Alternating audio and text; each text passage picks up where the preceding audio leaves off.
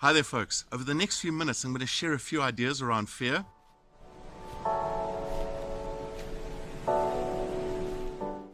First, I'd like to explain the difference between fear and danger. Danger is very real. I had a scenario where once upon a time, many years ago, I was hiking through a game reserve and we heard this crashing through the bushes, and we didn't know it, but there was a black rhino. We were in the black rhino's territory, and the ranger said, "Get to a tree now." And all I remember, my body took over. I didn't have to think. The survival system, this ancient survival system within this body took over. I had this superhuman strength where I climbed this tree higher than I could have ever in a normal state of mind, and I actually froze. I became part of the tree. Now that's danger. That's when we are faced with a real danger right in front of us. Now fear is very different from that. Mostly fear can be a construct. It can be created through our imagination. We have this incredible gift, this ability to imagine, to create stories in our head. But we can, without awareness, start creating horror stories. In other words, something in the past could have happened, and now we are worried about it happening again in the future. Uncertainty, we do not like uncertainty. That's a threat to survival. So worrying about the future is kind of the cousin of fear, but we end up creating this fear in our bodies. Now our brain does not know, our mind does not know the difference between what is real and what we are thinking. So as we are worried about something in the future, our body's behaving as if that danger is happening right now.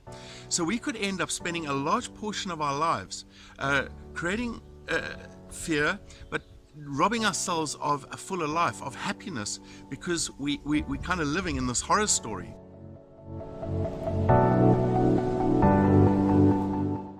Our body has got an automatic system within it, and it uses fear as a form of survival. There are many base fears. I've spoken about them before. Fear of loss of control, not having a control over a situation, fear of uncertainty. There's fear of loneliness, fear of rejection. There's fear of inadequacy, not being adequate enough. Fear of self-worth, not being worthy enough. And these are all base fears of survival. Now these fears are deep within our subconscious. So if we are not aware, they can actually take over and become our masters. Now, as they become our masters, our behaviors start to compensate for those fears. Instead of addressing them, we run away from them. And in this world with materialism, we could end up, for example, using debt to make us feel better, make us feel more worthy. We could end up rushing into relationships just to feel worthy of having a relationship that are not necessarily healthy relationships. So it is important to become aware of these fears and how they can master us. Viktor Frankl talks of a story. It's called Death in Tehran, in his book Man's Search for Meaning. And in the story, there's a wealthy Persian prince, and he's walking in his garden, and his servant comes running up to him and says, Master, please, can I borrow your fastest horse?" The prince says, "Yes, but why?" The servant says, "Because I was in the orchard and I came across death, and death threatened me. So I can make it to Tehran by this evening to get away from death." So the master says, "Sure, take the horse." And anyway, the servant gets out, and the master goes looking for Death in the orchard, and he finds him, and he says, "Hey, Death," he says, "why did you threaten my servant so?" Death says, "I wasn't trying to threaten him. I was just exclaiming my surprise to find him here when I'm supposed to meet him in Tehran this evening." Now, I feel there's a great story behind that, because wherever we go, we take fear with us. And as much as we try and run away from it, sometimes we can run into it. Sometimes we can actually create it when it wasn't necessary at all. So how do we actually work with this? How do we work with fear? It was Carl Jung who said, if there's a fear of falling, the only safety is deliberately jumping.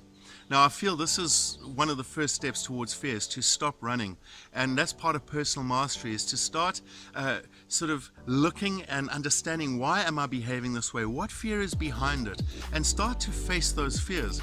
It could start with simply having conversations that we've avoided, especially where the relationship is important. Or it could be looking at ourselves. Why am I afraid of being with myself? Why am I afraid of being lonely? And start experiencing more time with oneself, doing the inner work, instead of looking out there to deal with that fear.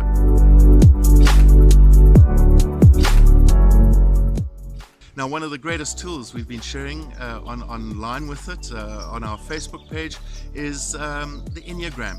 The Enneagram is wonderful because it's, as a personality type, it helps us understand the fears that we've built and constructed our strengths and weaknesses around. So we are in a better position to now say, I see that fear. Now I can actually work with it, and it provides wonderful tools around it.